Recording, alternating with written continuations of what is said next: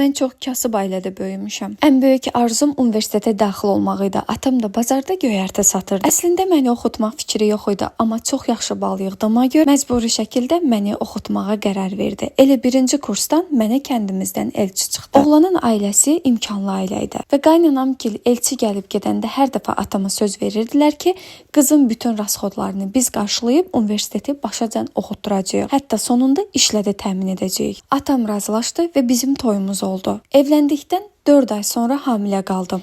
2 ay universitetə getsəm də sonra söz-söhbətlər yaranmağa başladı. Qaynanam onun hamilə gəlinin universitetə getməyinə qarşı olduğunu söylədi. Dərsimi dondurdular və uşaqdan sonra davam edəcəyimi dedilər. Uşaq dünyaya gəldikdən sonra isə körpə uşaqla oxumağıma heç kim razı olmadı. Onsuz da neynirsən, oxuyub nə işləyəcəksən, biz səni işləməyə qoymayacağıq, nədən ehtiyacın var ki deyib bütün əziyyətimi çöpə atdılar. Atam gil isə onsuz da yoldaşımın hər şeyi var, sənə oxumaq vacib deyil, ailənə buna görə söz-söhbət salma deyib məni sakitləşdirdilər. İndi artıq 4 ildir evliyəm. Yoldaşımın işi əvvəlki kimi deyil. Dəfələrlə zərərə uğrayıb və dəfələrlə mənə xəyanət edib. Evə də hər gün içib gəlir. Qaynanamı bəyənməzcə mənə yuxarıdan aşağı baxmağından heç danışmıram belə. Çox çətin vəziyyətdəyəm və nə edəcəyimi bilmirəm. Boşana da bilmirəm, çünki atamın mənə və uşağıma baxacaq imkanı yoxdur. Bunu bir izləyicim direktdə mənə yazmışdı və məndən məsləhət almaq istəyirdi. Sözün düzünə qalsın, mən ona nə məsləhət verəcəyimi bilmədim. Mənə maraqlıdır, bu vəziyyətdə siz nə edərdiniz və yaxud da ki, siz xanıma nə məsləhət verərdiniz?